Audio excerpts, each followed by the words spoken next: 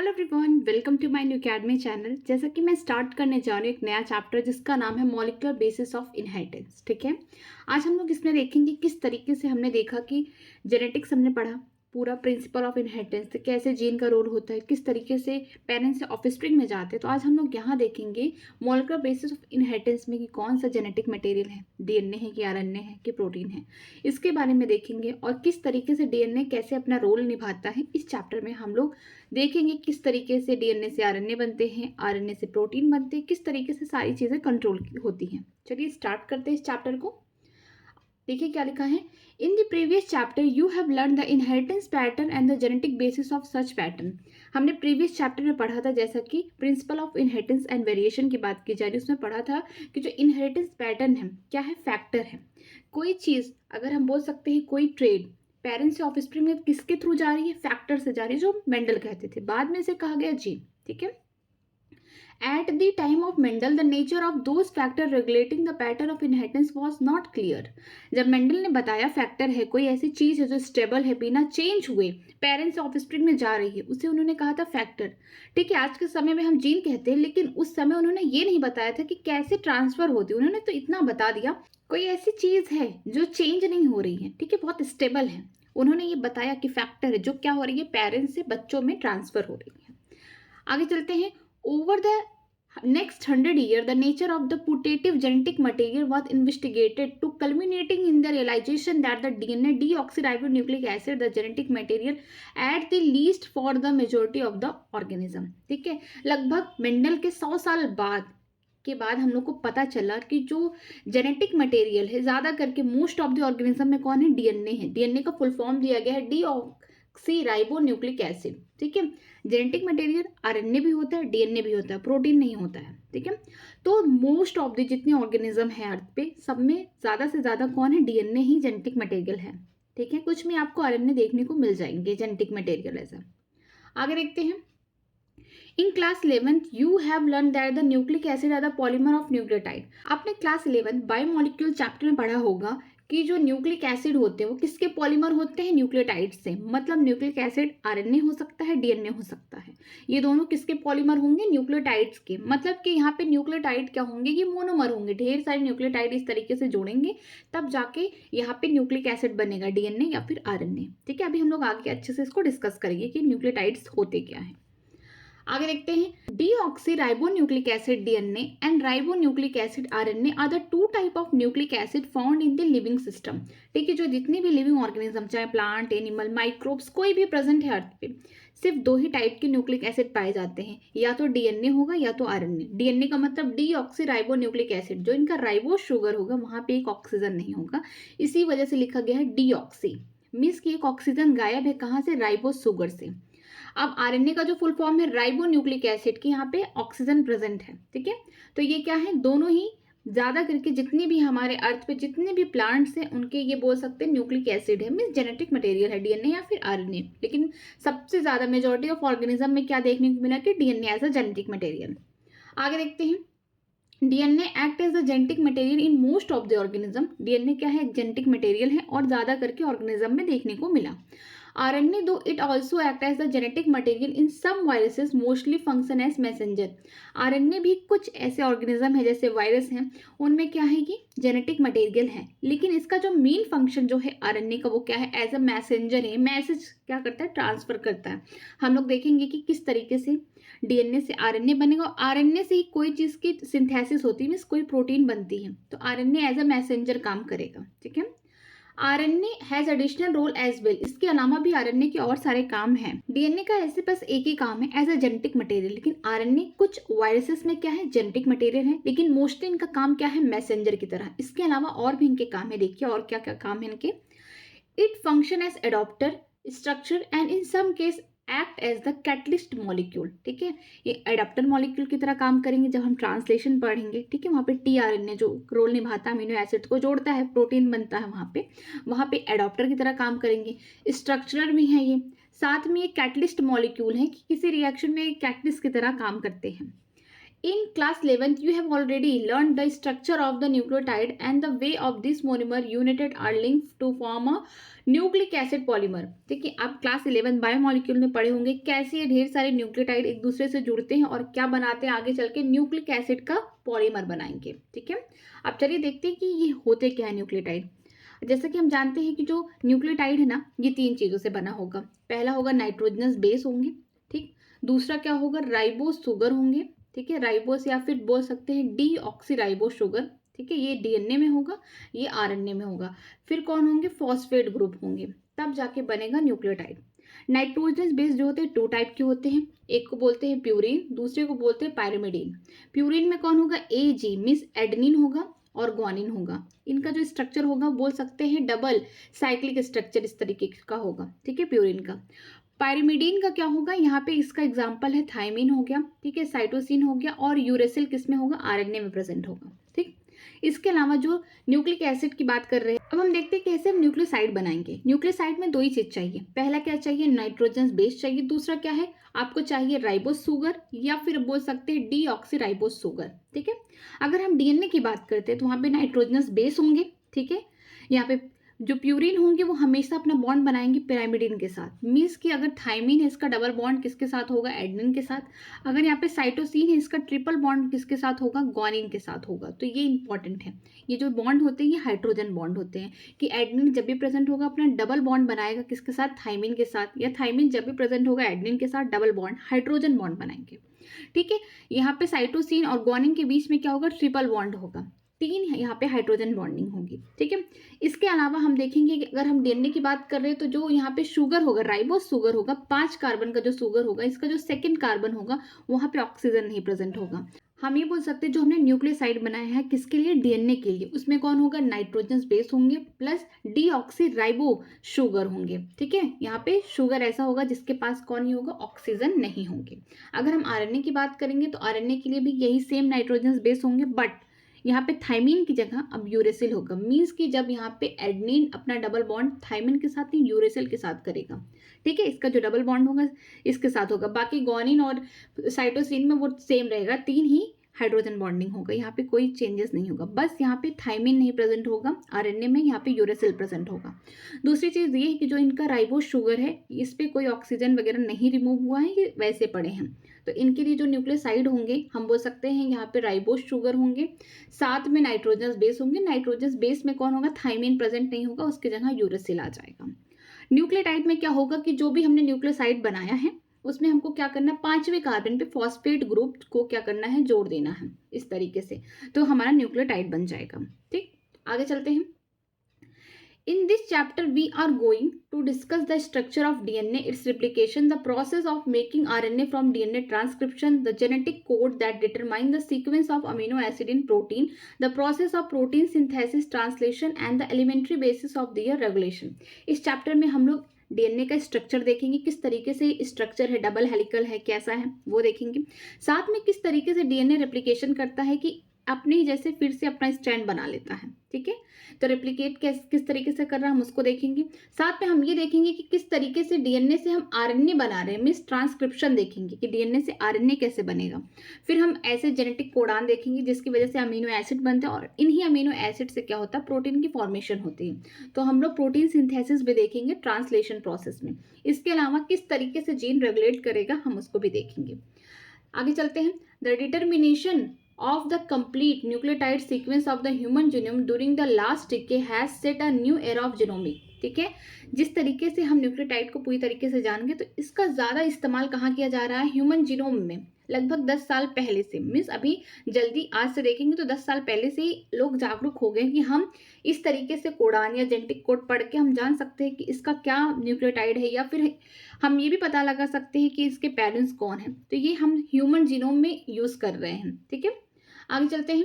In the last session the essential of the human genome sequencing and it's consequence will be also discuss. ठीक है, हम last session में बात किया गया है कि हम लोग वहाँ पे देखेंगे जो ह्यूमन जीनोम का वर्क है वो पूरा वहाँ पे देखेंगे किस तरीके से जीन का कैसे कंट्रीब्यूशन है, कौन कौन से कंट्रीज आके वहाँ पे साथ में मिल के काम की। इसके अलावा हम ये भी देखेंगे कि डीएनए फिंगरप्रिंटिंग क्या, तो हम लास्ट में उसको देखेंगे, उसको बोलेंगे ह्यूमन जीनोम सिक्वेंसिंग की किस तरीके से यहाँ पे हम किसी भी जीनोम को या किसी जीन या किसी भी हम बोल सकते हैं कि बॉडी के किसी भी सेल से हम पता लगा सकते हैं कि उसका जेनेटिक मटेरियल या उसके पेरेंट्स कौन है। ठीक है, तो उसको लास्ट में देखेंगे। Let us begin our discussion by first understanding the structure of the most interesting molecule in the living system, that is DNA। पहले हम लोग सेशन में क्या करेंगे कि डीएनए क्या है, डीएनए के स्ट्रक्चर्स के बारे में जानेंगे जो बहुत ज़्यादा इंटरेस्टिंग है। मीन्स कि इस वजह से इंटरेस्टिंग है कि पहली बात ये जेनेटिक मटेरियल कैसे खोजा गया। ठीक है, दूसरी चीज़ ये कि जो majority of the organism present है अर्थ पे उनका जो जेनेटिक मटेरियल ज़्यादा करके ऑर्गेनिज्म का क्या है, डीएनए है। ठीक है, अब हम देखेंगे इन subsequent session we will understand that why it is in most abundant genetic material and what is its relationship with RNA। अभी हम देखेंगे कि क्यों ये जेनेटिक मटेरियल इसको ज़्यादा माना गया, कि क्यों आरएनए को नहीं लिया गया, क्यों protein as a genetic material काम क्यों नहीं कर रहा है, क्यों डीएनए है और इसका क्या रिलेशन है आरएनए के साथ, हम लोग इसको पढ़ेंगे। अब चलिए स्टार्ट करते हैं डीएनए पे।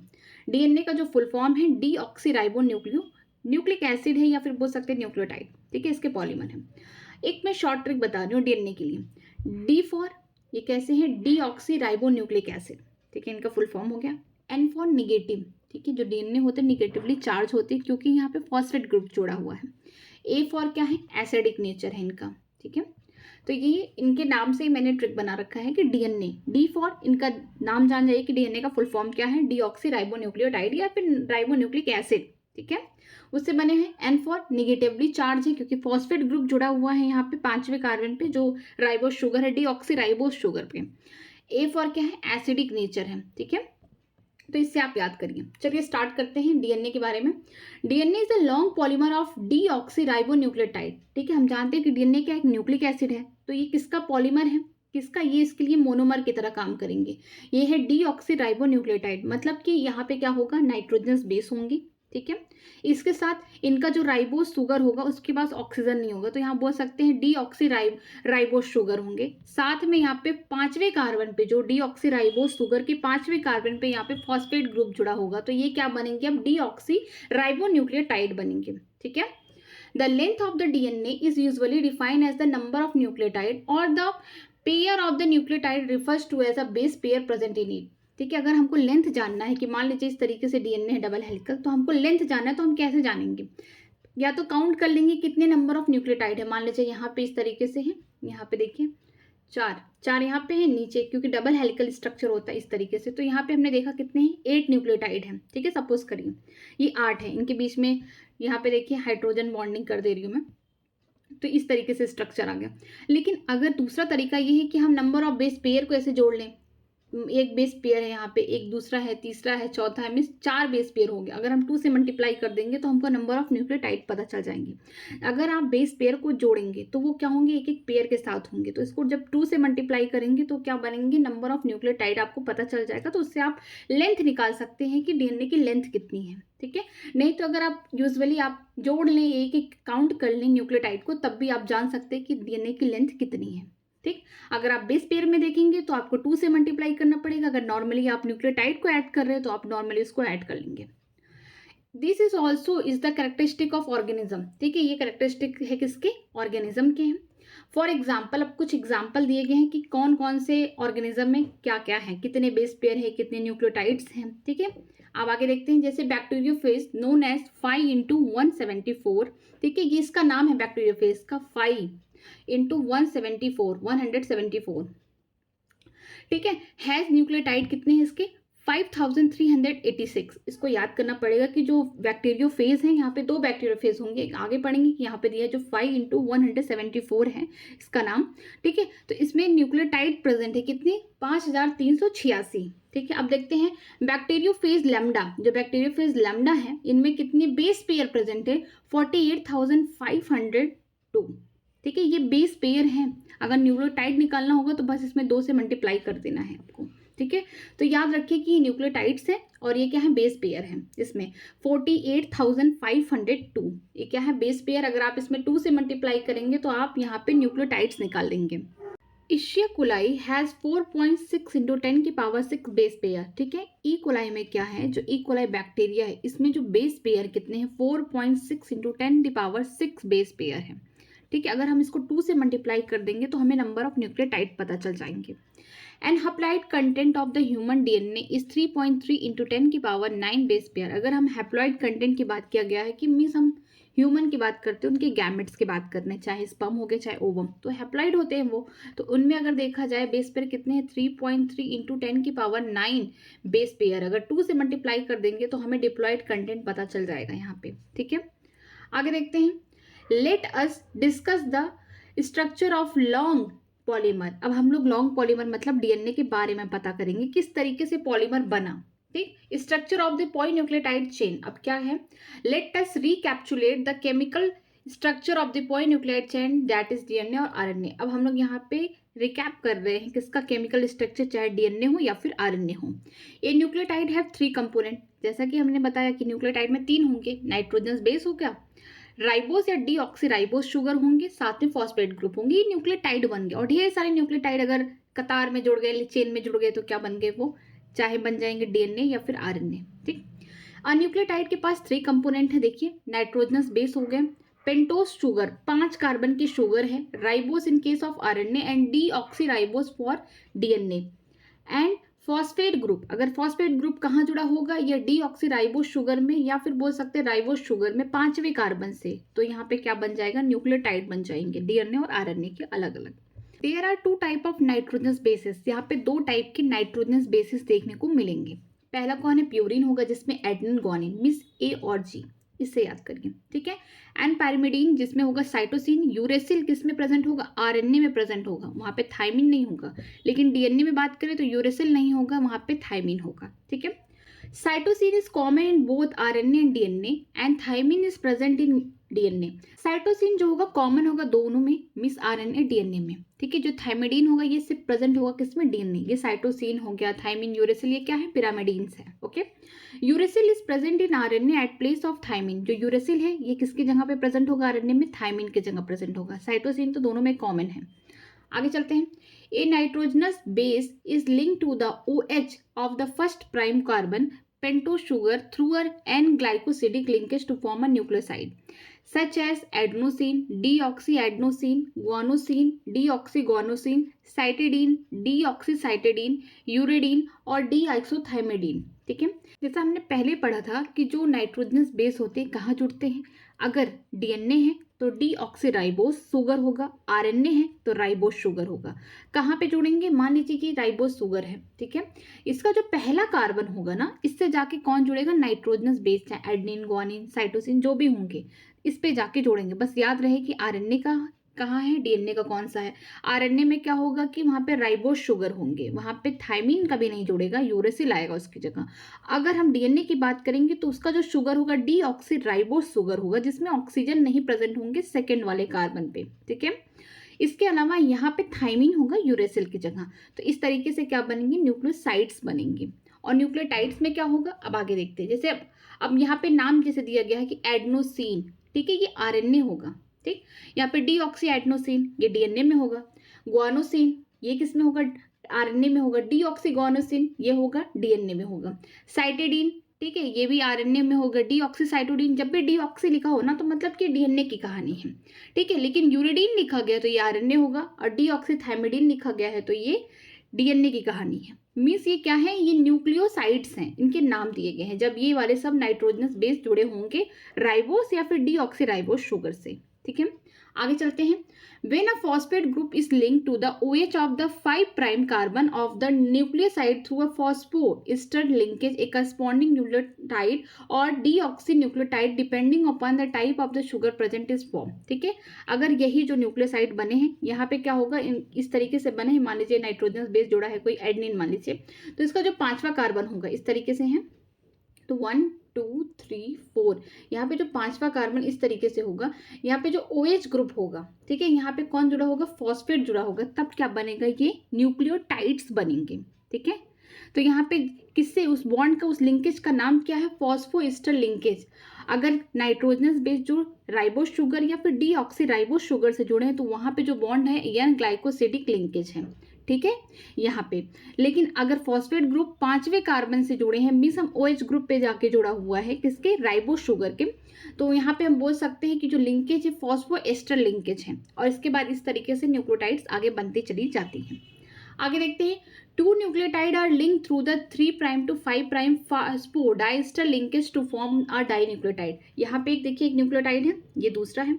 अब यहाँ पे देखिए ये कौन है? नाइट्रोजनस बेस, यहाँ पे इस पे जुड़ा हुआ है पहले पे, ठीक है, ये राइबोस शुगर है और यहाँ पे नाइट्रोजनस बेस जुड़ा हुआ है पहले कार्बन से। ये जो लिंकेज है इसको कौन सा लिंकेज बोलेंगे? एन ग्लाइकोसिडिक लिंकेज बोलेंगे, ठीक है, या बॉन्ड बोल देंगे। 1 2 3 4 ये 5वां कार्बन है। यहाँ पे देखिए फॉस्फेट ग्रुप जुड़ा हुआ है, इसका यहाँ पे जो लिंकेज है यहाँ पे इसको बोलेंगे क्या? फॉस्फोएस्टर लिंकेज बोलेंगे, ठीक है। ये भी न्यूक्लियोटाइड इसी तरीके से, ये भी है, ये भी है। अब एक दूसरे से जुड़ेंगे जो न्यूक्लियोटाइड, यहाँ पे कौन सा बॉन्ड आएगा? यहाँ पे आएगा फॉस्फोडाइस्टर लिंकेज आएगा, ठीक है।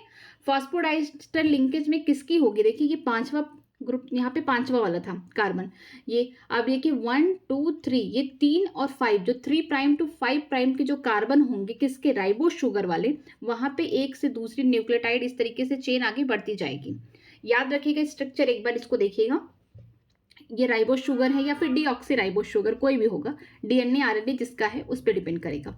ये नाइट्रोजनस बेस किससे जुड़े हैं? पहले कार्बन से। कौन से बॉन्ड पे? एन ग्लाइकोसिडिक लिंकेज या बॉन्ड से, ठीक है। ये पहला, दूसरा, तीसरा, चौथा, ये 5वां। 5वें पे फॉस्फेट ग्रुप जुड़े हुए हैं, कौन से बॉन्ड से? फॉस्फोएस्टर लिंकेज से, ठीक है। अब दो न्यूक्लियोटाइड एक दूसरे से कैसे जुड़ेंगे? इनके बीच का बॉन्ड तो हम जान के कौन सा होगा? फॉस्फोडाइस्टर लिंकेज होगा, ठीक है। कौन से कार्बन से जुड़ेंगे? ये मान लीजिए 5th वाला है ही इसका, ये किससे जुड़ रहा है? दूसरे के जो न्यूक्लियोटाइड उसके 3rd वाले कार्बन से जुड़ रहा है। तो ये लिंकेज इंपॉर्टेंट है कि 3' to 5' है, कार्बन जुड़ रहे हैं यहाँ पे, या कार्बन इसके कार्बन वाले इधर से बॉन्ड यहाँ पे जुड़ रहे हैं। ये वाला कार्बन इसका 5th वाला था, ये इसका 3rd वाला है इस वाले न्यूक्लियोटाइड का। तो यहाँ पे जो बॉन्ड बन रहा है इसको बोलेंगे फॉस्फोडाइस्टर लिंकेज, ठीक है। तो यहाँ से हम देखेंगे इस तरीके से न्यूक्लियोटाइड चेन इस तरीके से आगे बढ़ रही है। यहाँ पे भी 3rd वाला, यहाँ पे 5th वाले कार्बन पे फॉस्फेट है, यहाँ पे लिंकेज हुआ, यहाँ पे भी 3rd वाला ही जाएगा, यहाँ पे भी 5th वाला। मीन्स इस तरीके से यहाँ पे आपको देखने को मिलेंगे ढेर सारे पॉलीन्यूक्लियोटाइड चेन बनेंगे। More nucleotide can join in such a manner to form a polynucleotide chain. यहाँ पे 2 था भी मैंने बताया, अब आगे ऐसे ढेर सारी न्यूक्लियोटाइड एक दूसरे से जुड़ते रहेंगे तो क्या बनेगा? एक पॉलीन्यूक्लियोटाइड चेन बन जाएंगे। A polymer thus formed has at one end a free phosphate moiety at the 5' end of the sugar which is refers as to a 5 end of the polynucleotide chain। ठीक है, आप यहाँ पे देख रहे हैं कि एक जो एंड है कि क्या है? फ्री है। अब यहाँ आगे तो नहीं पॉलीन्यूक्लियोटाइड चेन बन रहा है, यहाँ पे एक एंड कहाँ फ्री है? जो फॉस्फेट जहाँ पे जुड़ा है 5वें कार्बन से, ठीक है। अब देखते हैं आगे। Similarly, at the other end of the polymer, the sugar has a free OH of the 3' carbon group, which is refers to as the 3 end of the polynucleotide chain। अब यहाँ पे भी देखेंगे, यहाँ पे एक फ्री है। अब मान लीजिए इसकी चेन यहीं तक है, तो ये जो तीसरा वाला यहाँ पे जो है, तीसरा जो कार्बन है यहाँ पे जो OH ग्रुप है, ये क्या है? फ्री है। तो यहाँ पे हम बोल सकते हैं 5' to 3'। जब हम लोग पढ़ते हैं डीएनए का स्ट्रक्चर डबल हेलिकल, तो एक बोलते हैं ना 5' to 3', दूसरा जाएगा 5 to 3। तो इसी को देख के जो 5' है वहाँ पे मतलब फॉस्फेट ग्रुप जुड़ा है, उसके आगे कोई चेन नहीं है न्यूक्लियोटाइड की। 3' पे यहाँ पे भी कोई चेन नहीं है आगे, यहाँ पे हाइड्रोक्सिल ग्रुप है, ठीक है, तीसरे कार्बन का। आगे देखते हैं। The backbone of the polynucleotide chain is form due to the sugar and phosphate. जो बैकबोन होगी किसी भी पॉलीन्यूक्लियोटाइड चेन की, कौन होगा? शुगर होगा और फॉस्फेट होगा। यहाँ पे देखिए शुगर है और कौन है? फॉस्फेट है। यही आगे जोड़ रहा है, कैसे जोड़ रहा है न्यूक्लियोटाइड्स को? फॉस्फोडाइस्टर लिंकेज से जोड़ रहा है। तो ये जो बॉन्ड इस तरीके से बन रहे ढेर सारे न्यूक्लियोटाइड्स के बीच में, किसकी वजह से हो रही है? जो फॉस्फेट है इसकी वजह से, दूसरा किसकी वजह से? जो शुगर है यहाँ पे, चाहे राइबोस हो सकता है चाहे डीऑक्सी राइबोस शुगर होगा, ठीक है। तो इसी वजह से क्या है? बैकबोन है। अगर मान लीजिए यहीं से बॉन्ड टूट जाए, यहाँ पे टूट जाए, तो फिर कहाँ रहा? जेनेटिक मटेरियल खत्म हो गया यहाँ पे, ठीक है। ये जो पॉलीन्यूक्लियोटाइड चेन है ब्रेक हो जाएंगे। आगे देखते हैं। The nitrogenous base link to the sugar moiety project from the backbone. यहाँ पे जो नाइट्रोजनस बेस है कैसे जुड़े हुए हैं? अंदर की तरफ। यहाँ पे भी एक बोल सकते हैं पॉलीन्यूक्लियोटाइड चेन होगा, इनके बीच में भी क्या होंगे, हाइड्रोजन बॉन्डिंग देखने को मिलेंगी इस तरीके से। ठीक है, एडनिन है तो डबल बॉन्ड बनाएगा, यहाँ पे थाइमिन होगा, यहाँ पे क्या होगा, एडनिन होगा। यहाँ पे अगर ग्वानिन है तो यहाँ पे ट्रिपल बॉन्ड बनाएगा साइटोसिन के साथ, अगर डीएनए की बात कर रहे हैं तो। और यहाँ पे ट्रिपल बॉन्ड बनाएगा किसके साथ, यहाँ पे ग्वानिन के साथ। तो इस तरीके से देखने को मिलेगा कि जो नाइट्रोजन बेस होंगे वो अंदर की तरफ होंगे। यहाँ पे आगे देखते हैं, in RNA, every nucleotide residue has additional OH group present on at the second position of ribose sugar। ठीक है, जो राइबोस शुगर है उसका जो सेकंड यहाँ पे देखिए, ये जो पहला हो गया, पहली जगह ही क्या होंगे, नाइट्रोजन बेस जुड़ेंगे। मान लीजिए हम आरएनए की बात कर रहे हैं तो इस स्ट्रक्चर से देखिए, यहाँ पे पहले कार्बन पे क्या होगा, यहाँ पे नाइट्रोजन बेस जुड़ गया, जो दूसरा कार्बन होगा ना यहाँ पे OH इस तरीके से होगा। ठीक है, लेकिन अगर यही डीएनए होता तो यहाँ पे ओ नहीं होगा, ओ गायब रहेगा, यहाँ पे सिर्फ हाइड्रोजन होता। तो राइबोस शुगर में क्या होगा कि आरएनए के केस में कि यहाँ पे सेकेंड पोजीशन पे OH ग्रुप जुड़ा रहेगा। Also in RNA the uracil is found at a place of thymidine, या फिर इसका नाम है क्या, 5-मिथाइल uracil, another chemical name of thymine. ठीक है, जो आरएनए है इसमें यूरेसिल पाया जाएगा, किसकी जगह पे, थाइमिन की जगह पे। थाइमिन और यूरेसिल क्या है, पिरामिडीन से। ठीक है, और थाइमिन का दूसरा नाम क्या है, 5-मिथाइल यूरेसिल। मीन्स यूरेसिल अगर प्रेजेंट है वहाँ पे 5-मिथाइल, 5वें कार्बन पे मिथाइल ग्रुप जुड़ जाएगा तो उसको हम क्या बोलेंगे, थाइमिन बोलेंगे। तो इसका दूसरा नाम है। आगे देखते हैं अब डीएनए के बारे में। DNA as an acidic substance present in nucleus was first identified by Friedrich Miescher in 1869। DNA क्या है, कहाँ प्रेजेंट है, न्यूक्लियस के अंदर प्रेजेंट है, सेल के अंदर न्यूक्लियस है, न्यूक्लियस के अंदर प्रेजेंट है और कैसा है, एसिडिक मटेरियल है। इन्होंने पहली बार किसने इसको आइडेंटिफाई किया था, इनका नाम है फ्रेडरिक मिशर। कब किए थे, 1869 में किए थे। ठीक, ही नेम एज न्यूक्लियन, इसको बोल दिया उन्होंने न्यूक्लियन है ये। However, due to the technical limitation in isolating such a long polymer intact, the elucidation of the structure of DNA remain elusive for a very long period of time। इन्होंने तो बता दिया 1869 में ही, कौन बताया, फ्रेडरिक मिशर ने बताया कि जो डीएनए है ये एसिडिक मटेरियल है, कहाँ पाया जाता है, न्यूक्लियस के अंदर, सेल के अंदर न्यूक्लियस है उसके अंदर ये पाया जाता है। इन्होंने इसका नाम भी दे दिया क्या, न्यूक्लियन बोल दिया। लेकिन उस समय टेक्नोलॉजी इतनी अच्छी नहीं थी, वहाँ पे बोल सकते हैं इलेक्ट्रॉन माइक्रोस्कोप नहीं रहा होगा, वहाँ की टेक्नोलॉजी अच्छी नहीं थी, जिसकी वजह से जो लॉन्ग पॉलीमर है डीएनए, हम जानते हैं किससे बना है, पॉलीन्यूक्लियोटाइड चेन से बना है, मतलब ढेर सारे न्यूक्लियोटाइड के क्या है, चेन है। तो इनको आइसोलेट करके उसके ऊपर स्टडी करना ना उनके लिए बहुत कठिन था। तो काफ़ी समय तक बस इतना ही पता था कि डीएनए है, ये कहाँ प्रेजेंट है, सेल के अंदर प्रेजेंट है और ये एसिडिक है, इसको बोलते हैं न्यूक्लियन। ठीक है, अब देखिए अब क्या होता है, काफ़ी समय तक, अब बहुत टाइम बाद क्या हुआ देखिए, It was only in 1953 that James Watson and Frederick Crick, based on the X-ray diffraction produced by the Maurice Backlund and Rosalind Franklin, proposed a very simple but the famous double helical model of the structure of the DNA। ठीक है, 1953 में अब फिर क्या हुआ कि दो scientist हैं जिनका नाम है जेम्स वॉटसन और दूसरे का नाम है फ्रेडरिक क्रिक। ठीक है, इन्होंने एक्सरे डिफ्रैक्शन, एक्सरे किसने ये प्रोड्यूस किया था, डिफ्रैक्शन डाटा किसने दिया था, म्यूरिस बेंकलिन ने और रॉसलिन फ्रैंकलिन ने दिया था। ठीक है, इन्होंने क्या निकाला था, एक्सरे निकाला और इन दोनों ने मिलके क्या बताया कि जो डीएनए है वो कैसा है, डबल हेलिकल मॉडल है, उसका स्ट्रक्चर कैसा है, हेलिक्स की तरह है। ठीक है, अब आगे देखते हैं, one of the hallmark of the proposition was base pairing between two strand of the polynucleotide chain. अब यहाँ पे एक चीज भी देखने को मिला कि इन्होंने बता दिया कि डबल हेलिकल है उस टाइम। ठीक है, तो इनके बीच में जो बेस पेयर है, जो नाइट्रोजनस बेस, हमने देखे कि न्यूक्लियोटाइड में क्या है, नाइट्रोजनस बेस भी है प्रेजेंट, तो उनका क्या है, कॉम्प्लीमेंट्री होगा। ठीक है, यहाँ पे मिस हाइड्रोजन बॉन्डिंग भी देखने को मिलेंगी पॉलीन्यूक्लियोटाइड चेन्स में। However this proposition was also based on the observation of Irwin चारगाफ that for the double standard DNA. ठीक है, एक दूसरे साइंटिस्ट हैं जिनका नाम था एरविन चारगाफ। इन्होंने बोला कि डबल स्टैंडर्ड जो डीएनए है, ये जो इनका खुद का ऑब्जर्वेशन है, सिर्फ किस पे एप्लीकेबल है, डबल स्टैंडर्ड डीएनए पे एप्लीकेबल है। इन्होंने कहा देखिए, the ratio between adenine and thymine and guanine and cytosine are constant and equal to 1। अगर हम रेशियो देखें, जो किसके साथ, एडनिन और थाइमिन के साथ, फिर ग्वानिन एंड साइटोसिन के साथ क्या है, कांस्टेंट है और किसके बराबर है, 1 के बराबर है। किसमें, डबल स्टैंडर्ड डीएनए में। अगर सिंगल स्टैंडर्ड आरएनए होता या फिर डबल स्टैंडर्ड आरएनए होता तो ये एप्लीकेबल नहीं था। ठीक है, इन्होंने यही कहा कि जो प्यूरिन है वो किसके बराबर है, पायरिमिडीन के। इसके बराबर है। या फिर अगर रेशियो में देखें कि जो एडेनिन प्लस ग्वानिन कर देंगे अपॉन थायमिन प्लस साइटोसिन, ये किसके बराबर होंगे, कांस्टेंट है 1 के बराबर होंगे। ये एप्लीकेबल ओनली होगा डबल स्टैंडर्ड डीएनए के लिए, सिंगल स्टैंडर्ड डीएनए आरएनए के लिए एप्लीकेबल नहीं है। ठीक है। The base pairing confirm a very unique property to the point nucleotide chain. जो बेस पेयरिंग है ना, मतलब कि जो डबल स्टैंडर्ड यहाँ पे हेलिकल हमने स्ट्रक्चर देखा डीएनए का, इनके बीच में जो बेस पेयरिंग है यूनिक चीज थी किसकी, पॉलीन्यूक्लियोटाइड चेन की। They are said to be complementary to each other and therefore if the sequence of bases in one strand is known then the sequence in the other stand can be predicted. ठीक है। इसमें क्या था कि दोनों जो double helical structure थे इनके बीच में क्या था कि कॉम्प्लीमेंट्री स्ट्रक्चर था। अगर यहाँ पे एडेनिन डबल बॉन्ड बना रहा है किसके साथ, थायमिन के साथ, तो यहाँ पे अगर थायमिन प्रेजेंट है तो दूसरे स्टैंड में यही कॉम्प्लीमेंट्री होगा, यहाँ पे साइटोसिन नहीं आ सकता है। ठीक है। अगर यहाँ पे 3 बॉन्ड अगर मान लीजिए साइटोसिन है तो यहाँ पे ग्वानिन के साथ ही ट्रिपल बॉन्ड बनेगा, हाइड्रोजन बॉन्ड, ये एडेनिन के साथ नहीं बना सकता है। अगर हमें 1 स्टैंड का पता है कि यहाँ पे नाइट्रोजन बेस एडेनिन है, थायमिन हो गया, साइटोसिन हो गया, यहाँ पे ग्वानिन हो गया, तो जो दूसरा इसका स्टैंड होगा ये थायमिन किसके साथ, डीएनए की बात करिए, डबल बॉन्ड बनाएगा एडेनिन के साथ, एडेनिन डबल बॉन्ड बनाएगा किसके साथ, थायमिन के साथ, साइटोसिन जो है ट्रिपल बॉन्ड बनाएगा ग्वानिन के साथ, और ग्वानिन जो होगा ट्रिपल बॉन्ड बनाएगा साइटोसिन के साथ, कि हम एक स्टैंड से दूसरा वाला स्टैंड के जो बेस पेयर है उसको प्रिडिक्ट कर पा रहे हैं। ठीक है।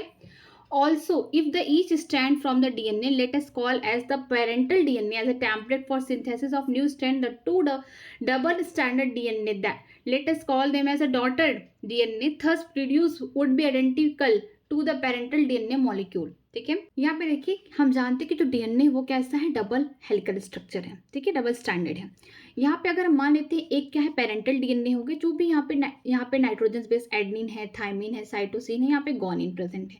तो दूसरा वाला जो इसका स्टैंड होगा यहाँ पे क्या होगा, साइटोसिन ट्रिपल बॉन्ड बनाएंगे ग्वानिन के साथ, एडेनिन जो होगा यहाँ पे डबल बॉन्ड बनाएगा थायमिन के साथ, और यहाँ पे थायमिन डबल बॉन्ड बनाएंगे एडेनिन के साथ, यहाँ पे जो ग्वानिन होंगे ये ट्रिपल बॉन्ड बनाएंगे साइटोसिन के साथ। मतलब कि अगर हम एक को पेरेंटल डीएनए बोल सकते हैं या टेम्पलेट ले सकते हैं, तो दूसरा जो डॉटर डीएनए होगा ये भी क्या होगा, हम जान सकते, प्रेडिक्ट कर सकते हैं कि यहाँ पे नाइट्रोजन बेस क्या प्रेजेंट है। ठीक है। आगे देखते हैं। Because of this the genetic implication of the structure of DNA become very clear. इनकी वजह से जो चारगाफ का रूल है इसकी वजह से हमको पता चल गया कि जो डीएनए का जो पॉलीन्यूक्लियोटाइड चेन के बीच में जो भी बॉन्डिंग है, या फिर बोल सकते हैं कि जो नाइट्रोजन बेस प्रेजेंट है स्ट्रैंड में, तो हम उसे इजीली पता लगा सकते हैं कि दूसरे स्ट्रैंड में कौन से नाइट्रोजन बेस प्रेजेंट है। जिससे क्या हो गया, हमको स्ट्रक्चर पढ़ना या जानना डीएनए का ईजी हो गया। आगे देखते हैं। The salient feature of double helix structure of DNA are as follows. यहाँ पे कुछ साइलेंट फीचर दिए गए हैं किसका, डबल हेलिक्स स्ट्रक्चर। जो डीएनए का डबल हेलिक्स स्ट्रक्चर कौन बताए थे, वॉटसन एंड क्रिक ने जो बताया था, उसके बारे में देखिए उसकी क्या खास बातें हैं। पहला है, it is made of 2 polynucleotide chain where the backbone is constituted by sugar phosphate and the base is projected inside. ठीक है। ये किसके बने हैं, पॉलीन्यूक्लियोटाइड चेन के। ठीक है। इनमें ढेर सारे न्यूक्लियोटाइड के चेन जुड़े हुए हैं एक दूसरे से, और बहुत लंबी चेन है, और ये क्या बना रहे हैं, डबल हेलिकल स्ट्रक्चर बना रहे हैं। इसका जो बैकबोन है वो कौन है, शुगर और फॉस्फेट है। जो बॉन्ड है, मीन्स हम ये बोल सकते हैं कि जो लिंकेज है न्यूक्लियोटाइड के बीच में, ये शुगर और फॉस्फेट की वजह से, जिसकी वजह से ये क्या है, बैकबोन है। और यहाँ पे जो नाइट्रोजनस बेसिस है वो कहाँ है, अंदर की तरफ प्रेजेंट है। ठीक है, बाहर की तरफ नहीं, अंदर की तरफ प्रेजेंट है। नेक्स्ट है, the two chain have anti parallel polarity. It means if one chain has polarity 5' to 3, the other has to 3' to 5। यहाँ पे इस तरीके से जो स्ट्रक्चर है, मान लीजिए ये 5 to 3' है, तो दूसरा क्या होगा, 3' to 5'।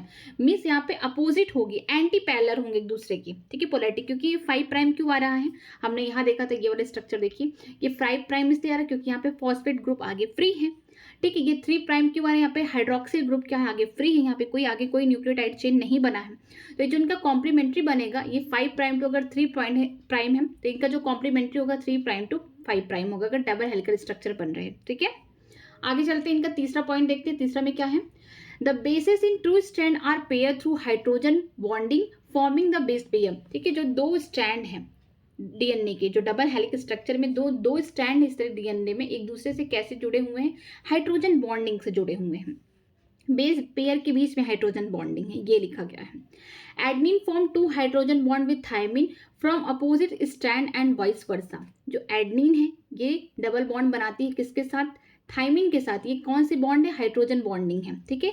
कौन से, यहाँ पे मान लीजिए ये दूसरा वाला 5 प्राइम टू 3 प्राइम स्टैंड है, तो ये बनाएगी 3 प्राइम टू 5 प्राइम वाले स्टैंड, मीन्स अपने अपोजिट वाले स्टैंड पे ये बॉन्डिंग बनाएगा, ठीक है। आगे देखते हैं, similarly the guanine is bonded with cytosine with 3 hydrogen bond. अब यहाँ पे अगर यहाँ पे साइटोसिन हो गया या फिर गुआनिन हो गया, ये क्या करेंगे, ट्रिपल बॉन्ड एक दूसरे से बनाएंगे, ठीक है। आगे देखते हैं, as a result always purine come opposite to pyrimidine. आप यहाँ पे देख रहे हैं ना, जब एडनिन किसके साथ डबल बॉन्ड बना रहे, थाइमिन के साथ, यहाँ पे गुआनिन ट्रिपल बॉन्ड बना रही है किसके साथ, साइटोसिन के साथ, तो ये वाले प्यूरिन हो गए, किसके साथ बना रहे, पैरामिडीन के साथ, तो यहाँ पे इनके अपोजिट या कॉम्प्लीमेंट्री स्टैंड में कौन होंगे, प्यूरिन और पिरामिडीन होंगे, ठीक है। अब आगे देखते हैं, आगे लिखा क्या है, this generate approximately uniform distance between 2 strand of the helix, जिसकी वजह से क्या हो रहा है कि जो डिस्टेंस है इस तरीके से, मान लिया डबल हेलिक्स, इनके बीच का जो डिस्टेंस होगा क्या होगा, यूनिफॉर्म होगा, क्योंकि अगर यहाँ प्यूरिन है तो दूसरी साइड क्या होंगे, पिरामिडिन होंगे, यहाँ पिरामिडिन है तो यहाँ दूसरी साइड क्या होंगे, प्यूरिन होंगे, तो इनके बीच का जो डिस्टेंस है ना, तो क्या होगा, सेम होगा, यूनिफॉर्म होगा। फोर्थ पॉइंट में देखते हैं, the 2 chain are coiled at a right handed fashion. जो दोनों चेन हैं पॉलीन्यूक्लियोटाइड के, वो किस तरीके से हैं, यहाँ पे इस तरीके से right handed, means right handed fashion में हैं, इस तरीके से होंगे। The pitch of the helix is 3.4 nanometer. Pitch का मतलब क्या होगा कि जब वो राइट हैंडेड इस तरीके से क्वाइल्ड होंगे ना, तो एक राउंड में जितनी डिस्टेंस कवर किया उसको कहते हैं पिच, ठीक है। तो कितना होगा, 3.4 नैनोमीटर होगा। एंड देयर आर रफली 10 base pair in each turn, ठीक है। जो पिच होगा, एक टर्न इस तरीके से घूमेगा तो इसमें केवल कितने होंगे, 10 बेस पेयर होंगे, ठीक है, इनमें। और ये डिस्टेंस कितना कवर करेगा, 3.4 नैनोमीटर, ये इंपॉर्टेंट है। आगे देखते हैं, consequently the distance between the base pair in helix is approximately 0.34 nanometer, ठीक है। ये वाला देखिए स्ट्रक्चर, ये बहुत अच्छा है। यहाँ पे जो इनके बैकबोन होंगे, शुगर और फॉस्फेट होंगे, इनके बीच में क्या है, देखिए बेस पेयर है, ठीक है, इस तरीके से बेस पेयर की है। अगर एक जो बेस पेयर इस तरीके से जो राउंड लगा रहा है, इस तरीके से जो राउंड लगा रहा है, इसको क्या बोलेंगे, पिच। कितना है, 3.4 नैनोमीटर है, ठीक है। और एक पिच में कितना, एक साथ कितने आ रहे हैं, 10। ये देखिए एक जो राउंड लगा रहा है, अगर आप 3D स्ट्रक्चर में देखेंगे तो और क्लियर होगा। इसको अगर आप एक राउंड अगर सोचे, एक पिच एक घुमा रहे हैं, तो कितना हो रहा है, इसमें 10 बेस पेयर आ रहे हैं। तो हम ये भी कह सकते हैं कि एक टर्न में 10 बेस पेयर आएंगे और जो पिच होगी 3.4 नैनोमीटर होगी। और हम ये भी बोल सकते हैं कि जो 2 बेस पेयर, इनके बीच की डिस्टेंस कैसी होगी, 3.4 नैनोमीटर को डिवाइड कर देंगे 10 से, कि एक टर्न में या फिर एक पिच में डिस्टेंस कवर हुआ 3.4 नैनोमीटर और कितने बेस पेयर हैं, 10, तो कितना हो जाएगा डिस्टेंस, 0.34 नैनोमीटर हो जाएगा, ठीक है। तो हम बोल सकते हैं कि जो डिस्टेंस होंगे नाइट्रोजनस बेस में कितने होंगे, 0.34 नैनोमीटर होंगे। ये एडनिन है, ये थाइमिन है, तो ये किसके साथ, गुआनिन, साइटोसिन, इसके साथ डबल बॉन्ड बना रहा है, इसके साथ ट्रिपल बॉन्ड बना रहा, ठीक है। इस स्ट्रक्चर में इस तरीके से दिया गया है। फोर्थ क्या है, the plane of one base pair stack over the other in double helix, ठीक है। यहाँ पे आप देख रहे हैं कि एक के ऊपर दूसरा इस तरीके से लिपटा हुआ है, तो हम बोल सकते हैं डबल हेलिकल स्ट्रक्चर दिखा रहा है।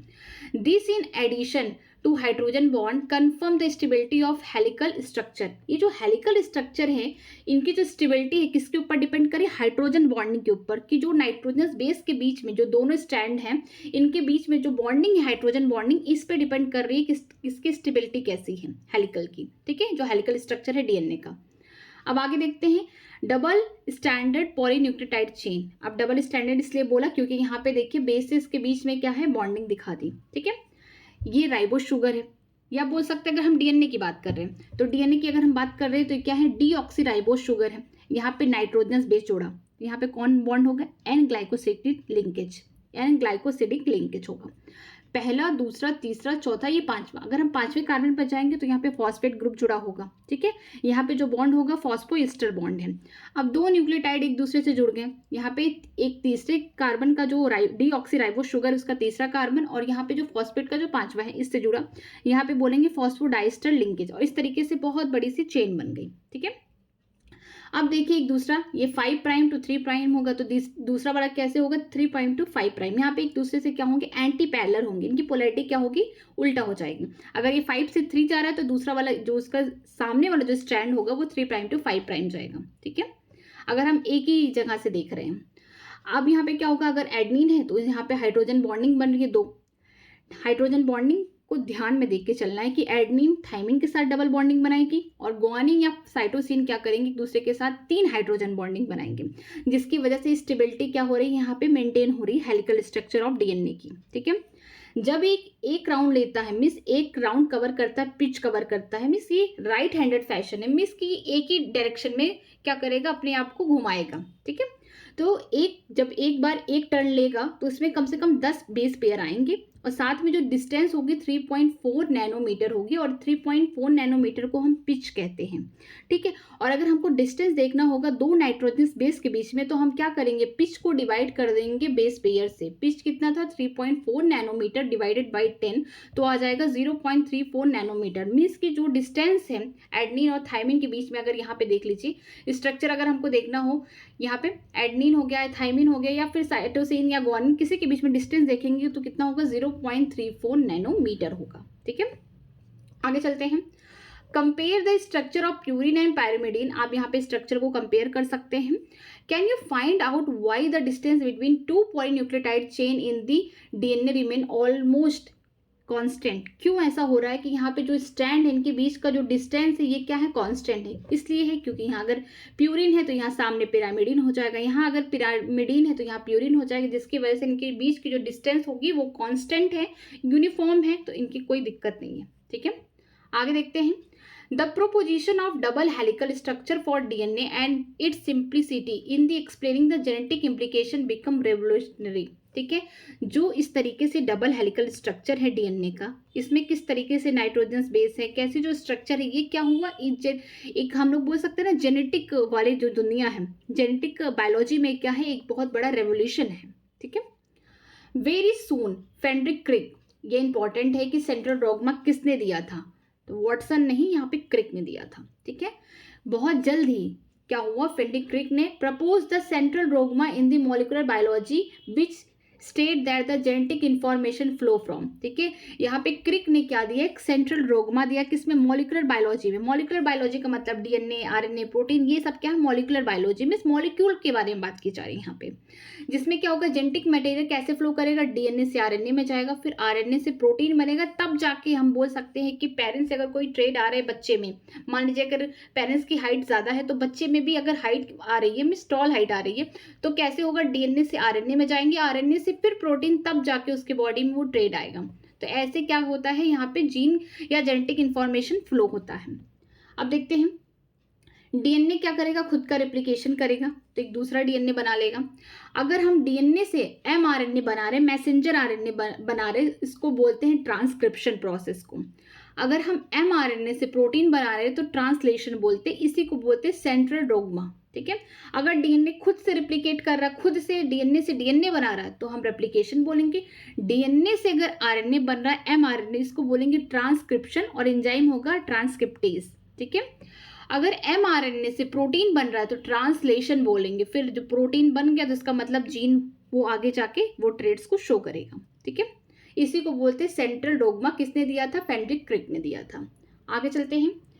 In some viruses, the flow of information is in reverse direction, that is from RNA to DNA. Can you suggest a simple name of the process? कुछ वायरस में क्या होता है कि इनका इंफॉर्मेशन उल्टा जाता है, इनका जेनेटिक मटेरियल रहेगा आरएनए, लेकिन ये बनाएंगे डीएनए। ठीक है, अब ये किसमें होता है, आपने पढ़ा होगा human health and disease AIDS. ठीक है, उसमें क्या होगा, HIV वायरस जो होता है उसका जो जेनेटिक मटेरियल होता है सिंगल स्टैंडर्ड आरएनए होता है। तो ये क्या करेगा, जब होस्ट की बॉडी में जाएगा तो ये अपना आरएनए किस में बदलेगा, डीएनए में बदलेगा। तो यहाँ आरएनए से क्या बन रहा है, डीएनए, तो ये क्या हो गया, रिवर्स ट्रांसक्रिप्शन हो गया। ठीक है, ट्रांसक्रिप्शन में क्या हो रहा था, नॉर्मली यहाँ पे डीएनए से आरएनए बन रहे थे, लेकिन रिवर्स ट्रांसक्रिप्शन में क्या होगा, आरएनए से क्या बन रहे हैं, डीएनए बन रहे हैं। ठीक है, तो किसकी हेल्प से, रिवर्स ट्रांसक्रिप्टेज एंजाइम से। इसका एग्जाम्पल आपको देखने को मिल जाएगा HIV वायरस, एड्स में। ठीक है, अब आगे चलते हैं। पैकेजिंग ऑफ डीएनए हेलिक्स, किस तरीके से पैकेजिंग है, कैसे डीएनए हेलिक्स के फॉर्म में बदल गया है। वो लीनियर भी तो हो सकता था, सर्कुलर भी तो हो सकता था, क्यों हेलिक्स बन गया, अब इसके बारे में देखते हैं। Taken the distance between 2 consecutive base pair as 0.34 nanometre, या फिर इसको हम मीटर में भी कन्वर्ट कर सकते हैं। If the length of DNA double helical is a typical mammalian cell is calculated simply by multiplying the total number of base pair with a distance between two consecutive base pair is that 6.6 into 10 की power 9 base pair into 0.4 into 10 की power -9, ये क्या है, metre में change कर दिया गया है किसको, बेस पेयर को. It comes to approximately 2.2 meter. हम जानते हैं ना नॉर्मली कि जो मैमल सेल के जो डीएनए हैं, ठीक है, जो मैमल सेल में जो डीएनए प्रेजेंट होते हैं उनकी जो लेंथ होती है अप्रॉक्सीमेटली 2.2 मीटर होती है. अब आता कैसे है, अगर हमें डीएनए की लेंथ निकालनी है, लेंथ ऑफ डीएनए अगर निकालना है लेंथ, तो क्या करेंगे कि उसका जितना भी डिस्टेंस होगा, डिस्टेंस बिटवीन बेस पेयर जो भी होंगी इनटू हम करेंगे क्या, जो बेस पेयर हैं, कितने बेस पेयर यहाँ पे प्रेजेंट हैं ये देखेंगे. पहले तो देखेंगे distance between base pair, distance कितना है, और यहाँ पे हैप्लॉइड है या डिप्लॉइड कंटेंट है, इसमें कितने बेस पेयर प्रेजेंट हैं, तो इससे हम क्या कर देंगे, मल्टीप्लाई कर देंगे. अगर हम बात करते हैं मैमल्स की, ह्यूमन की बात कर रहे हैं, ठीक है, तो यहाँ पे जो हमने क्या लिया है, डिप्लॉइड कंटेंट लिया 2n में, तो यहाँ पे 6.6 इंटू 10 की पावर 9 बेस पेयर है, इसका मल्टीप्लाई कर रहे हैं. दो बेस पेयर के बीच का जो डिस्टेंस था, यहाँ पे एडनिन है तो यहाँ पे थाइमिन के बीच में डबल हाइड्रोजन बॉन्डिंग के बीच का जो डिस्टेंस था 0.34 नैनोमीटर है, बस उसने क्या किया है यहाँ पे मीटर में चेंज कर दिया. तो अप्रॉक्सीमेटली मल्टीप्लाई करने पे लेंथ आ जाएगी 2.2 मीटर. ठीक है, a length that is far greater than the dimension of the typical nucleus, approximately 10 की power -6 meter. How is such a long polymer packed in the cell. यहाँ पे ये देखने को मिला कि 2.2 मीटर सिर्फ लेंथ है किसकी, डीएनए की है, और कितना छोटा सा न्यूक्लियस है, अप्रॉक्स 10 की पावर -6 मीटर, या बोल सकते हैं कि 1 माइक्रोमीटर के बराबर है हमारा जो न्यूक्लियस के साइज. उसमें कितना छोटी सी जगह में कितना छोटा सा, या बोल सकते हैं बहुत बड़ा सा स्ट्रक्चर को क्या किया है, कैरी कर रहा है. मीन्स कि ये जो डीएनए होंगे कितने पैक्ड होंगे, कितने एडजस्ट कर रहे होंगे खुद को. अगर आप एक कमरे में हैं और उस पे रहने के लिए सिर्फ 4 लोग रह सकते हैं, अब वहाँ पे 25 लोग आ जाए तो कितना आप एडजस्ट करके अपने आप को वहाँ पे सर्वाइव कर रहे होंगे. तो ऐसे ही ये कि यहाँ पे जो न्यूक्लियस है उसके साइज बहुत कम है, लेकिन जो डीएनए है उसके साइज जो है 2.2 मीटर है, तो वो खूब ज़्यादा पैक्ड है, इस वजह से वो उसमें है. If the length of E. coli DNA is 1.36 millimeter, can you calculate the number of base pair in E. coli? अगर आपको यहाँ पे डीएनए उसका लेंथ दे दिया है तो आप क्या इसमें बेस पेयर निकाल सकते हैं, बिल्कुल निकाल सकते हैं. हम जानते हैं कि जो डीएनए की लेंथ होती है बराबर कितना बेस पेयर कितने प्रेजेंट है into distance between base pair. यहाँ पे कितना दिया गया है, 1.36 मिलीमीटर क्या है लेंथ है डीएनए की ई कोलाई में, इक्वल टू बेस पेयर यहाँ पे डिवाइड कर देंगे, जो डिस्टेंस है 0.34 नैनोमीटर, इससे डिवाइड कर देंगे, जो आएगा इतने ही नंबर ऑफ बेस पेयर यहाँ पे प्रेजेंट है. ठीक है, आगे चलते हैं. इन प्रोक्रियोट्स, अब प्रोक्रियोट सेल्स में देख रहे हैं बैक्टीरिया वगैरह में, सच as E coli, though they do not have a definite nucleus, the DNA is not scattered throughout the cell. ठीक है, जो प्रोक्रियोट्स होते हैं मोनेरा वगैरह, उस पर हम, चाहे बैक्टीरिया हो गया, उस पर हम देखेंगे कि जो इनके पास क्या है, वेल डिफाइंड न्यूक्लियस नहीं है. ठीक है, इनमें जो डीएनए होगा पूरी तरीके से बिखरा नहीं होगा, वो भी एक जगह इकट्ठा ही रहेगा. देखिए, DNA being negatively charged is held with some protein that have a positive charge in a region termed as nucleoid. जो हम लोग न्यूक्लियोइड पढ़ते हैं ना कि न्यूक्लियस नहीं होता है, इसमें बैक्टीरिया में उनके पास न्यूक्लियोइड होता है, उसमें क्या होता है कि जो डीएनए होते हैं वो जुड़े होते हैं किससे, कुछ बोल सकते हैं डीएनए क्या है, एसिडिक है, और इसके पास क्या है, नेगेटिव चार्ज है. तो ये कुछ ऐसे प्रोटीन होते हैं जिनके पास पॉजिटिव चार्ज होता है, उनसे जुड़े होते हैं, और उस स्ट्रक्चर को, उस जगह को हम क्या बोलते हैं, न्यूक्लियोइड कहते हैं. ठीक है, The DNA in nucleoid is organized in a large group held by protein. जो DNA होते हैं कहाँ प्रेजेंट है, न्यूक्लियोइड्स में प्रेजेंट है, और इस तरीके से लार्ज लूप बनाते हैं, इस तरीके से लूप बना लेते हैं.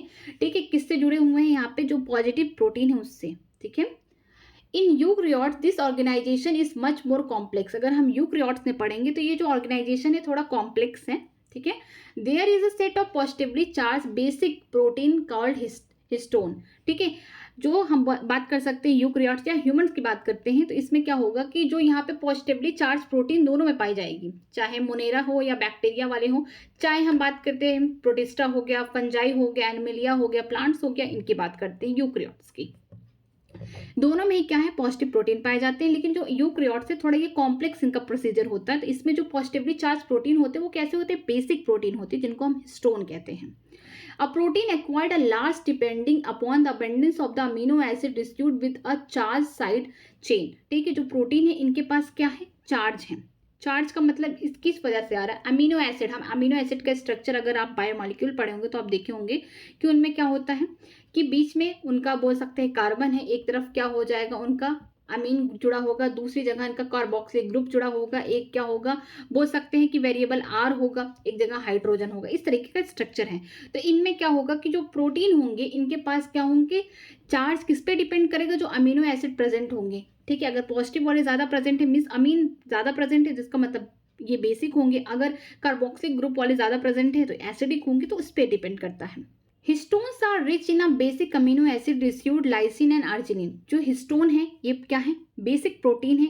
क्यों बेसिक है, क्योंकि इनके पास अमीनो एसिड पाए जाते हैं जिनका नाम है लाइसिन आर्जिनिन। ये इंपॉर्टेंट है कि हिस्टोन प्रोटीन क्यों बेसिक है, क्योंकि इनके पास जो अमीनो एसिड्स हैं वो क्या है, लाइसिन और आर्जिनिन है। ठीक है, both the amino acid residue carry the positive charge in their side chain. ये अमीनो एसिड क्या करते हैं, पॉजिटिव चार्ज कैरी करते हैं, जिसकी वजह से जो हिस्टोन प्रोटीन, हम जानते हैं कि प्रोटीन किससे बना हुआ है, ढेर सारे अमीनो एसिड से बना हुआ है। तो जब इस प्रोटीन के पास बेसिक कैरेक्टर इस वजह से आ रहा है क्योंकि जो इनके अमीनो एसिड है उनके पास क्या है, पॉजिटिव चार्ज है, चाहे लाइसिन हो गया चाहे आर्जिनिन हो गया, जिसकी वजह से क्या हो रहे हैं, ये पॉजिटिवली शो कर रहे हैं चार्ज में।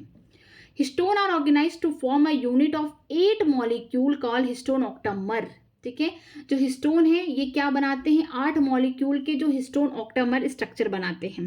ठीक है, the negatively charge DNA is wrapped around the positively charge histone octamer to form a structure का न्यूक्लियोसोम। ठीक है, ये देखिए ये वाला स्ट्रक्चर के बीच में क्या है, हिस्टोन प्रोटीन है। ठीक है, यहाँ पे 2 बेसिक अमीनो एसिड पाए जाते हैं, आर्जिनिन हो गया, लाइसिन हो गया। इसके ऊपर देखिए ये क्या है, डीएनए इसके ऊपर रैप कर रहा है, मीन्स इसके ऊपर हम बोल सकते हैं कि इसको हम कवर कर रहे हैं। ठीक है, ये मान लीजिए बॉल जो है ये किसका, हिस्टोन का है, और इसके ऊपर हमने क्या किया है, हमने डीएनए से इसको क्या कर रहे हैं, रैप करना है। ठीक है, ये जो हिस्टोन ऑक्टामर है ये यहाँ पे 8 मॉलिक्यूल होंगी हिस्टोन के, और यहाँ पे जो H1 हिस्टोन है ये क्या कर रहा है, लिंकर प्रोटीन, ये क्या कर रहा है कि जो ये डीएनए है ना इसको जोड़ रहा है, किससे, हिस्टोन से जोड़ रहा है। तो H1 हिस्टोन क्या है, एक लिंकर प्रोटीन की तरह काम कर रहा है। ये क्या है, कोर ऑफ हिस्टोन मॉलिक्यूल है, मतलब कि बीच में क्या है, बॉल जैसा जो दिख रहा है ये क्या है, हिस्टोन मॉलिक्यूल है, प्रोटीन है। ठीक है, पॉजिटिव यहाँ पे क्या है पाए जाते हैं, अमीनो एसिड पाए जाते हैं, लाइसिन आर्जिनिन जो बेसिक प्रोटीन है। ठीक है, इसके ऊपर क्या किया गया, डीएनए को रैप कर दिया गया है।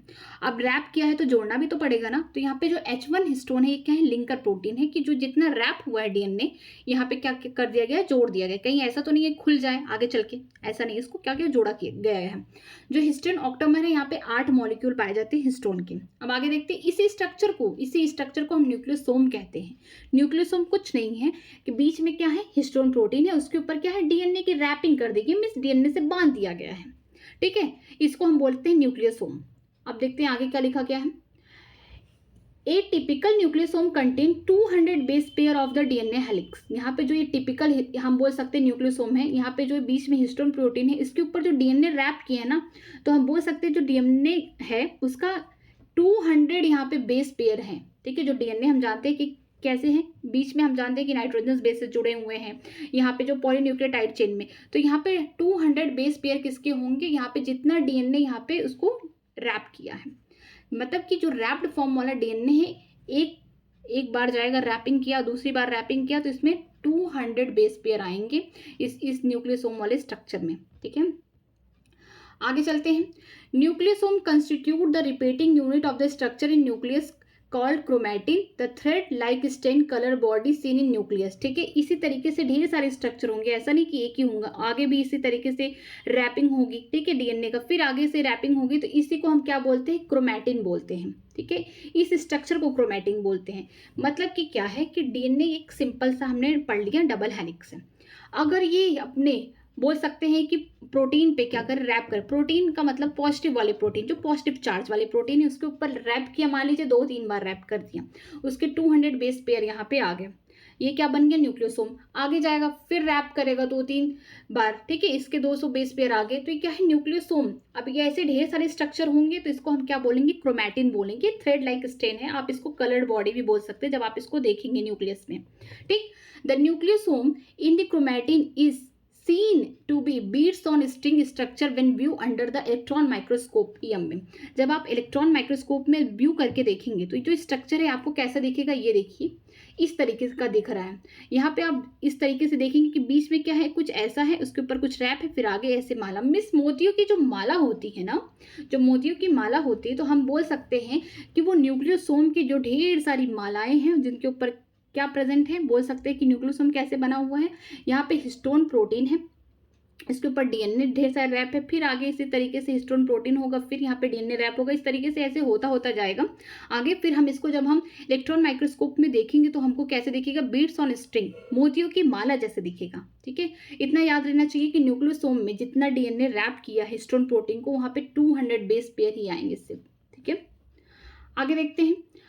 Theoretically, how many such beads nucleosome do you imagine are present in the mammalian cell? बिल्कुल बता सकते हैं। जैसा कि हम जानते हैं कि एक न्यूक्लियोसोम में कितने होते हैं, 200 बेस पेयर हैं। अगर हम ह्यूमन की बात करते हैं तो कितने हैं यहाँ पे, अगर हम हैप्लॉइड बात करेंगे 3.3 इंटू 10 की पावर 9 बेस पेयर प्रेजेंट है।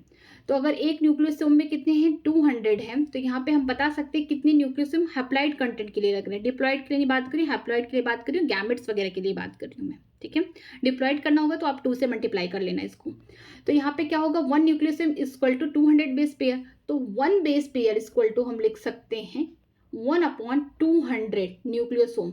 अब इसको क्या करना है, इतना है बेस पेयर आपके पास, तो 200 से डिवाइड कर देंगे तो वो आ जाएगा, इतने न्यूक्लियोसोम लगे हैं किसकी, haploid content of the human cell के लिए। ठीक है, ये हैप्लॉइड बताइए। मैं डिप्लॉइड के बता देना चाहती हूँ, क्या होगा कि 1 न्यूक्लियोसोम में कितने होते हैं, 200 बेस पेयर होते हैं। तो 1 बेस पेयर इक्वल टू क्या होगा, 1/200 न्यूक्लियोसोम होंगे। अगर डिप्लॉइड की बात करें तो यहाँ पे क्या होगा, मल्टीप्लाई कर देंगे किससे, 3.3 था उसको मल्टीप्लाई कर देंगे 2 से, तो हमको पता चल जाएगा डिप्लॉइड कंटेंट में कितने बेस पेयर हैं। तो हो जाएगा कितना, 6.6 इंटू 10 की पावर 9। अब इसको जब हम 200 से डिवाइड कर देंगे तो हमें पता चल जाएगा कि जो डिप्लॉइड कंटेंट है ह्यूमन सेल में कितने न्यूक्लियोसोम होंगे, बस 200 से डिवाइड कर देना है। ठीक है, the beads on string structure in chromatin is packed to form a chromatin fiber that are further coiled and condensed at metaphase stage of the cell division to form chromosome। अब देखिए कि DNA और chromosome में कितना अंतर है। DNA क्या है, नॉर्मल डबल हेलिकल स्ट्रक्चर है जो पॉलीन्यूक्लियोटाइड चेन से बना हुआ है। अब क्रोमोसोम कैसे बन रहा है, पहले क्या होगा, डीएनए रैप करेगा, किसके ऊपर करेगा, हिस्टोन प्रोटीन के ऊपर। रैप करते करते स्ट्रक्चर बना देगा मोतियों वाली माला वाली, उसको हम क्या बोलेंगे, क्रोमैटिन बोलेंगे। अब यही क्रोमैटिन आगे चल के खूब पैक्ड हो जाएंगे इस तरीके से, एकदम पास पास पास पास खूब एकदम पैक्ड हो जाएंगी। क्या बना रही, क्रोमैटिन फाइबर बना रही है। अब यही क्रोमैटिन फाइबर इस तरीके से फिर से सुपर क्वाइल्ड हो जाएंगे, और क्वाइल्ड और क्वाइल्ड। तो ये हम इसको कहाँ देखेंगे, मेटाफेज स्टेज में देखेंगे, कब, सेल डिवीजन के टाइम। तो इससे हम बोलेंगे क्रोमोसोम। ठीक है, कि मतलब कि जो क्रोमोसोम है वो हम बोल सकते हैं क्रोमैटिन से बना हुआ पैक्ड स्ट्रक्चर है। डीएनए किससे जुड़ गया है, यहाँ पे हिस्टोन प्रोटीन से जुड़ गया है और बहुत ज़्यादा सुपर क्वाइल्ड हो चुका है, जिसकी वजह से यहाँ पे क्रोमैटिन बन रहा है। पहले न्यूक्लियोसोम बन रहा है, फिर क्रोमैटिन बन रहा है, फिर क्रोमैटिन फाइबर बन रहा है, इसके बाद जाके क्रोमोसोम बन रहा है। ठीक है, नॉर्मली क्या है, जो हमारा डीएनए है वो डबल हेलिकल स्ट्रक्चर है, कोई उसमें कुछ नहीं है, बस नॉर्मली वो पॉलीन्यूक्लियोटाइड चेन्स के बने हुए हैं। जहाँ वो हिस्टोन प्रोटीन के साथ अपना रिलेशन बना लिए, मीन्स उनके ऊपर रैप हो गए तो न्यूक्लियोसोम हो गए, और ढेर सारी इस तरीके से न्यूक्लियोसोम की जो मोतियों की जो माला है उसको हम क्या बोल देंगे, क्रोमैटिन बोल देंगे। ठीक है, अब यही क्रोमैटिन आगे चल के जब सुपर क्वाइल्ड स्ट्रक्चर बना लेंगी और पैकेजिंग हो जाएंगी तो ये क्या हो जाएंगी, फाइबर बन जाएंगे, क्रोमैटिन फाइबर। ठीक है, अब यही क्रोमैटिन फाइबर और आगे जाके और ज्यादा बोल सकते हैं कि एकदम कंडेंस्ड हो जाएंगे। ठीक है, जिसको हम मेटाफेज स्टेज में देखेंगे सेल डिवीजन की, तो इसे हम बोलेंगे chromosome. The packaging of chromatin at higher level required additional set of protein that collectively are referred to as non-histone chromosomal protein। अब क्या होगा, जो पैकेजिंग हो गई है किसकी, क्रोमैटिन की, अगर हम हायर लेवल पे देखेंगे तो यहाँ पे हमें और भी प्रोटीन की जरूरत है। एक ही प्रोटीन से नहीं हो रहा है, यहाँ पे न्यूक्लियोसोम जो बन रहा है यहाँ पे हिस्टोन प्रोटीन का हेल्प हो रहा है, यहाँ पे हेल्प से हो रहा है। ठीक है, जो हिस्टोन प्रोटीन इसके ऊपर डीएनए रैप कर रहा है तो ये न्यूक्लियोसोम स्ट्रक्चर बन रहा है, मतलब कि हम बोल सकते हैं क्रोमोसोम का इनिशियल स्टेज वाला स्ट्रक्चर है।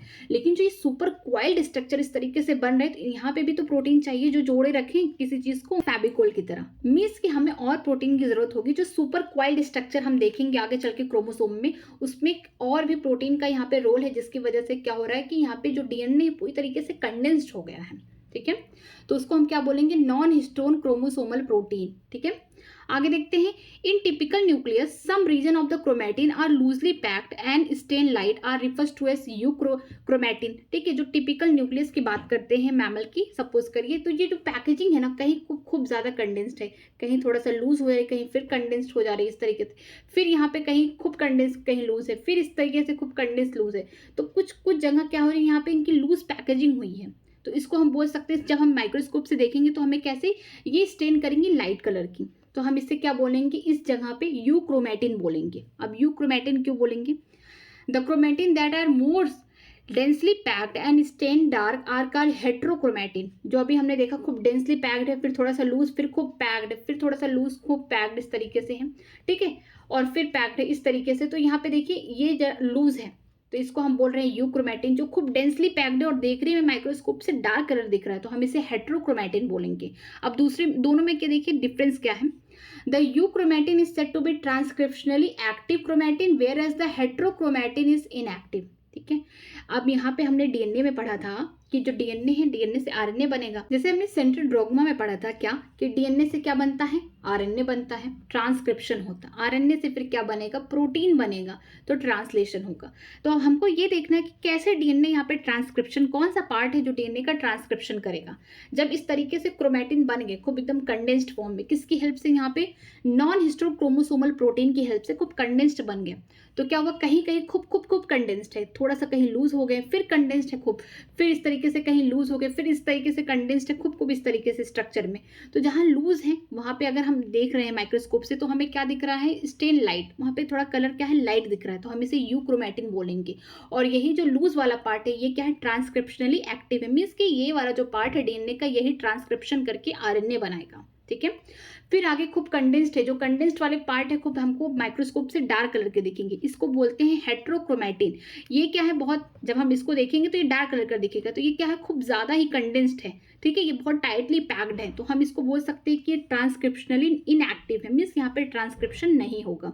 जो यू क्रोमेटिन होंगे यही जाके ट्रांसक्रिप्शन करेंगे, मीन्स ये वाले जो सेगमेंट होंगे, ये वाला जो पार्ट होगा डीएनए का, ये जाके आरएनए बनाएगा। लेकिन जो हेट्रोक्रोमेटिन होंगे ये पूरे कंडेंस्ड फॉर्म में होंगे, यहाँ पे कोई ट्रांसक्रिप्शन नहीं होगा। ठीक है, इसका मतलब अब यहाँ पे एक स्ट्रक्चर देखिए कि अगर हम सेल ले रहे हैं, ठीक है, मान लीजिए ह्यूमन का साइटोप्लाज्म है, उसके अंदर क्या है, न्यूक्लियस प्रेजेंट होंगे। हम न्यूक्लियस की बात करेंगे, किसी ऑर्गेनल्स की बात नहीं करेंगे। न्यूक्लियस के अंदर आपको क्या देखने को मिलेगा, क्रोमोसोम। अगर आप व्यू करके देख रहे हैं माइक्रोस्कोप से, तो क्रोमोसोम किसका बना हुआ है, खूब कंडेंस्ड फॉर्म है। यहाँ पे क्या, न्यूक्लियोसोम खूब बने हुए ढेर सारे न्यूक्लियोसोम का बस कंडेंस्ड फॉर्म है, मतलब कि यहाँ पे जो हिस्टोन प्रोटीन है उसके ऊपर क्या है, डीएनए। इसका मतलब क्रोमोसोम के बाद डीएनए, और डीएनए के बाद पास क्या है, जेनेटिक इंफॉर्मेशन है। ठीक है, जीन प्रेजेंट है, तो इसका मतलब है कि न्यूक्लियस होना चाहिए, न्यूक्लियस के अंदर क्रोमोसोम है, क्रोमोसोम के अंदर क्या है, डीएनए प्रेजेंट है, और डीएनए के पास ही क्या है, जेनेटिक इंफॉर्मेशन है। ठीक है, या फिर बोल सकते हैं जीन यहाँ प्रेजेंट है डीएनए में। तो स्ट्रक्चर ऐसा होता है कि अगर आप किसी सेल को देख रहे हैं तो आपने न्यूक्लियस को देखा, न्यूक्लियस के बाद आपको जो स्ट्रक्चर दिखेगा वो क्रोमोसोम होगा, वो तुरंत डीएनए नहीं देख रहे, आप क्रोमोसोम देख रहे हैं। डीएनए ही है, लेकिन वो क्या है, कंडेंस्ड फॉर्म है, क्रोमैटिन फाइबर बन गया है, कभी क्रोमैटिन था, उससे पहले न्यूक्लियोसोम थे। ठीक है, तो ये आप क्या देख रहे हैं, क्रोमोसोम देख रहे हैं। और जब क्रोमोसोम को अच्छे से पूरी तरीके से खोल देंगे, मीन्स जो कंडेंस्ड फॉर्म है उसको पूरा खोल देंगे, तो वो आपको दिखेगा तब जाके डीएनए, और डीएनए के पास ये क्या है, जेनेटिक इन्फॉर्मेशन है, या बोल सकते हैं जीन प्रेजेंट है। ठीक है, आज की क्लास यहीं तक। अगर आपको कहीं भी किसी भी लाइन में डाउट है तो प्लीज़ कमेंट सेक्शन में कमेंट करिएगा, मैं उसका रिप्लाई करूंगी। मैं न्यू एनसीईआरटी को फॉलो कर रही हूँ, अगर आपके पास नई एनसीईआरटी है तो अपने एनसीईआरटी से पढ़िए, अगर नहीं है तो इसका पीडीएफ आपको मेरे टेलीग्राम चैनल पर मिल जाएगा। तो मेरा टेलीग्राम चैनल ज्वाइन करने के लिए वीडियो के डिस्क्रिप्शन बॉक्स में लिंक दिया गया, तो आप वहाँ से ज्वाइन कर सकते हैं। कोई भी प्रॉब्लम है तो प्लीज़ कमेंट सेक्शन में कमेंट करिए। अगर वीडियो अच्छी लगी हो तो प्लीज़ ज़रूर लाइक करिए, हो सके फ्रेंड को भी शेयर करिए, और चैनल सब्सक्राइब करना ना भूलिए। Thank you very much. आज की क्लास अगर अच्छी लगे तो please like and subscribe my channel new academy, और मेरा टेलीग्राम का लिंक डिस्क्रिप्शन बॉक्स में है, तो आप वहाँ पे जाके ज्वाइन कर सकते हैं, और जितने भी ये पीडीएफ हैं, शॉर्ट नोट्स हैं, वहाँ पे आपको मिलेंगे। Thank you.